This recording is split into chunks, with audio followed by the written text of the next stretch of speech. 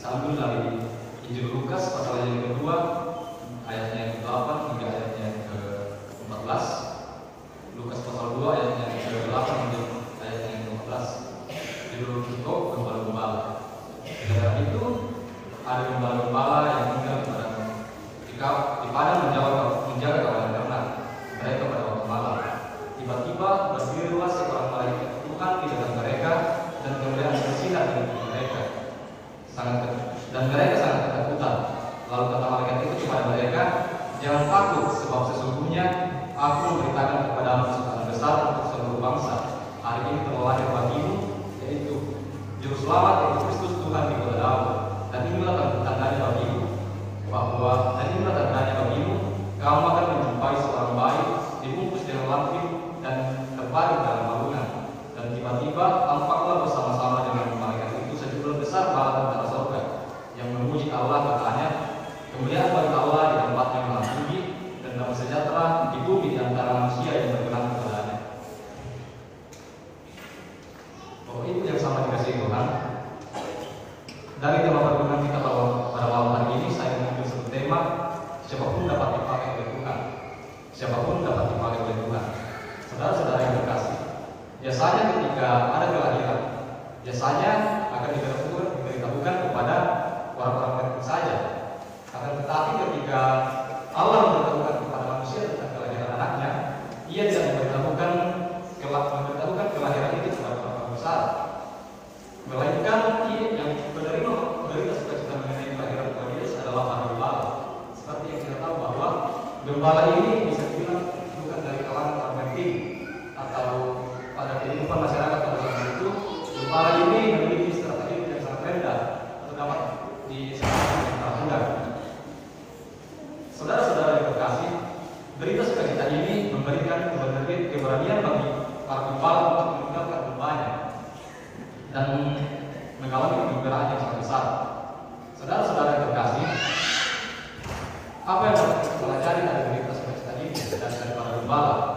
Dan renungan kita pada hari ini memberikan kita pengalaman bahwa Allah yang kita percaya adalah Allah yang berdaulat. Di dalam ayat yang ke-10 hingga ayat yang ke-11 memberitahukan bahwa Juru Selamat bagi manusia sudah lahir di dunia. Pertanyaannya adalah, mengapa manusia membutuhkan keselamatan? Di dalam Yesaya 43 ayat yang ke-7 dituliskan bahwa firman Tuhan memberikan penegasan bahwa tujuan penciptaan manusia adalah untuk memuliakan Tuhan. Tapi sejak manusia jatuh ke dalam dosa, maka manusia membutuhkan yang namanya keselamatan. Mazmur berkata dalam Mazmur 115 ayat yang ketiga bahwa Allah kita di surga, Ia melakukan apa yang dikehendakinya. Saudara-saudara yang terkasih dalam Tuhan, setelah sebuah janji keselamatan diberikan kepada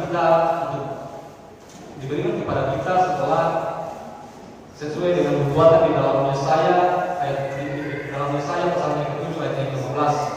Setelah beribu-ribu tahun lamanya, Allah menepati janjinya, sebuah janji keselamatan melalui berita sukacita ini. Kita tahu bahwa janji Tuhan selalu ditepati. Saudara-saudara yang terkasih di dalam Tuhan, ada beberapa hal yang dapat kita pelajari dari para gembala ini. Yang pertama adalah mereka berani mengekspresi atas kepercayaan mereka.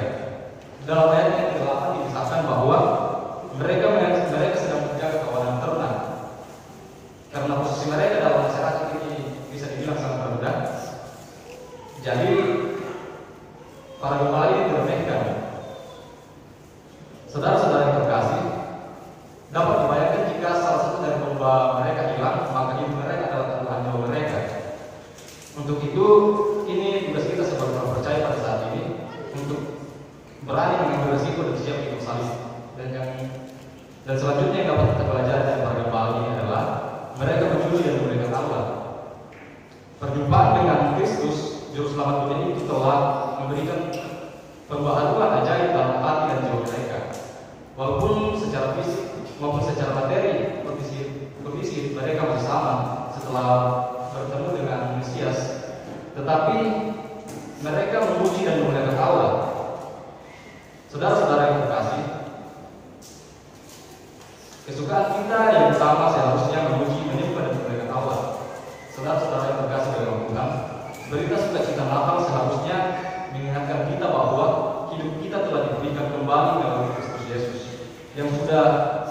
diri kita dan memulihkan status dan hubungan kita dengan Allah.